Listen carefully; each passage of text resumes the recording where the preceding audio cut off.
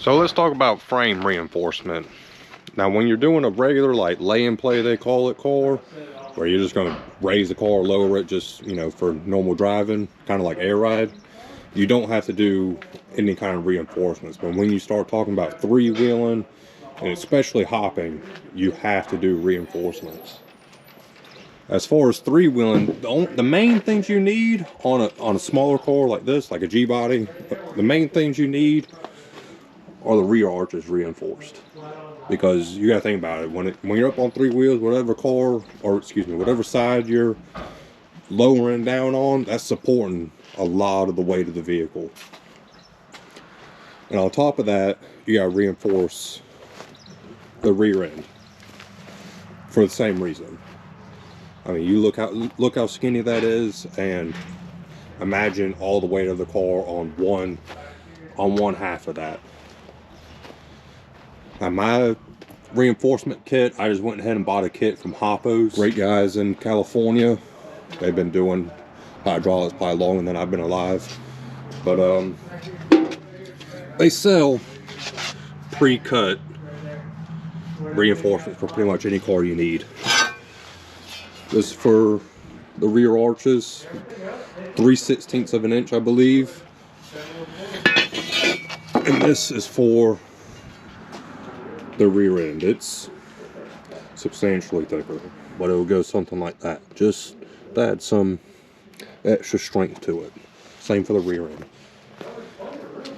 And you also, if you plan on hopping at all, you need to reinforce the upper control arms. That's a whole kit as well. I'll show you that. But let's go over the rear arches.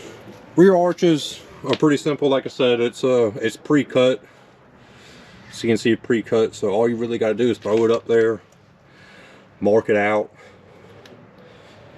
where you need to grind so you can get a clean weld and do that. That's what it looks like after you mark and grind to get down to bare metal. And over here, the side's already done, just for comparison. This is what it'll look like when it's finished. Minus paint. And that'll be that. 3/16 I know doesn't sound like a lot, but that's really all you need on at least on a smaller vehicle like this. You can't go crazy. They make full frame wrap kits to where you literally lift the whole body off the car and you weld on just like on that other side. It's 3/16 all the way down, and you do the whole entire car. That's for your more serious hopping. Your bigger cars might need that more, like your 64 Impalas, your Cadillacs, things like that. But for what I want to do for a G-body, like I said, my main goal is to stand in three-wheel. My arches are going to be more than enough. So we got the rear arches pretty much in. Now it's time to reinforce the rear end.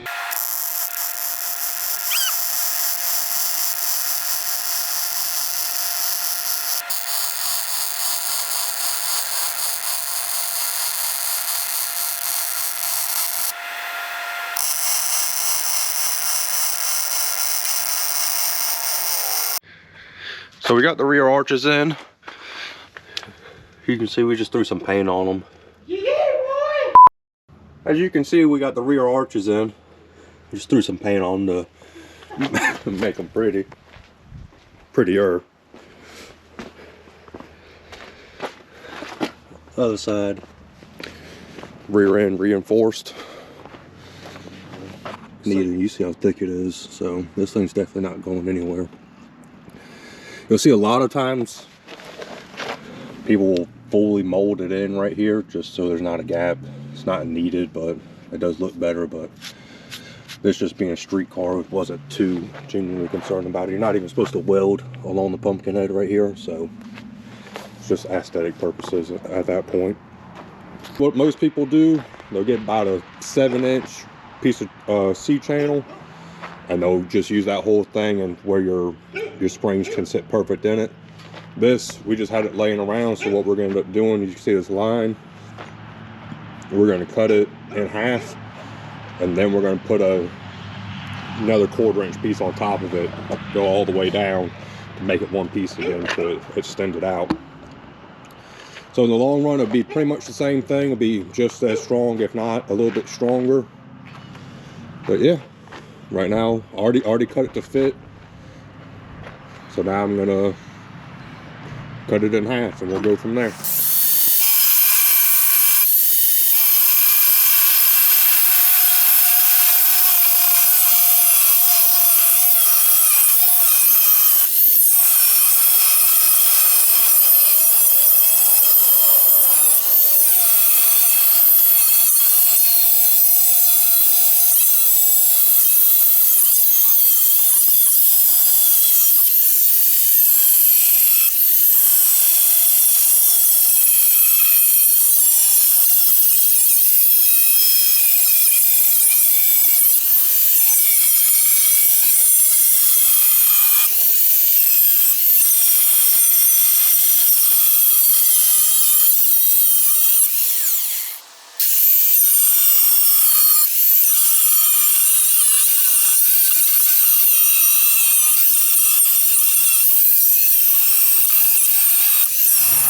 All right, so I got it cut in half, and this is pretty much how it's gonna sit in the car. Like I said, we're gonna have another 1/4 inch plate that goes up under here to make it one piece again, all the way down.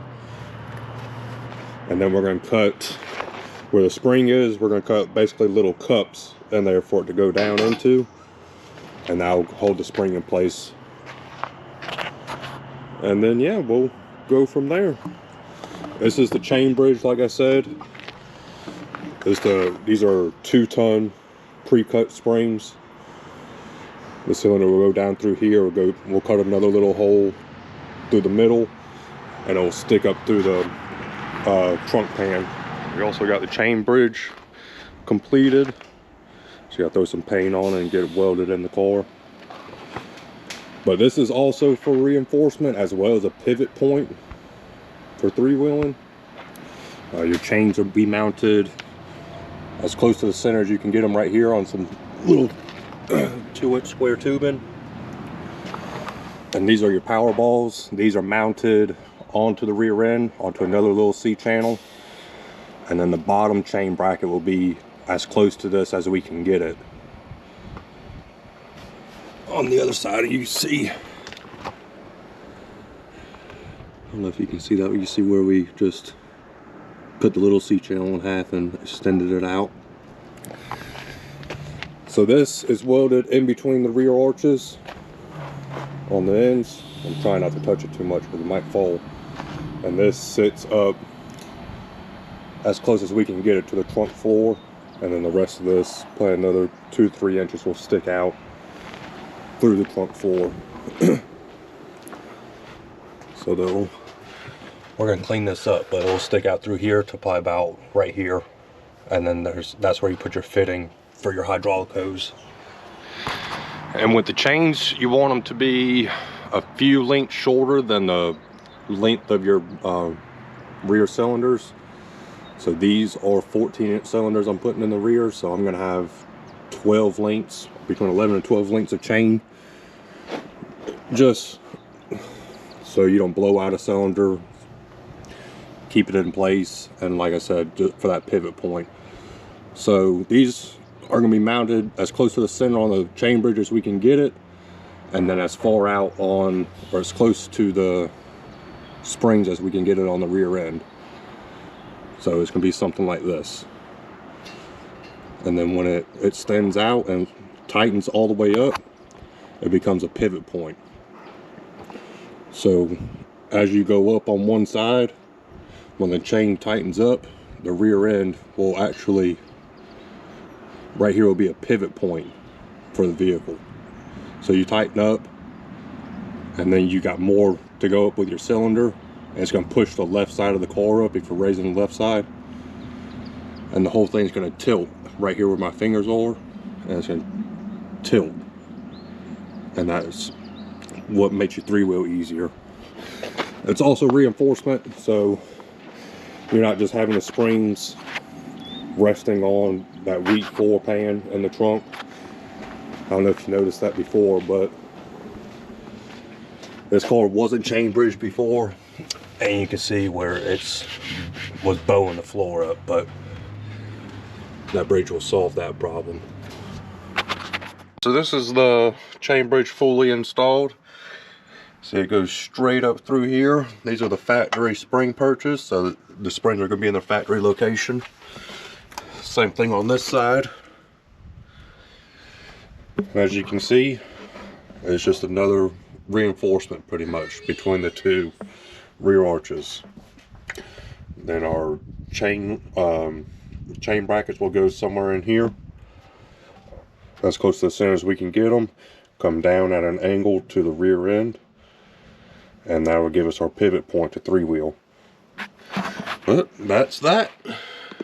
Next video we're going to be extending and reinforcing the upper control arms and installing the rear end back in the car. We'll see you then. If you like what you see, like and comment, subscribe, let us know.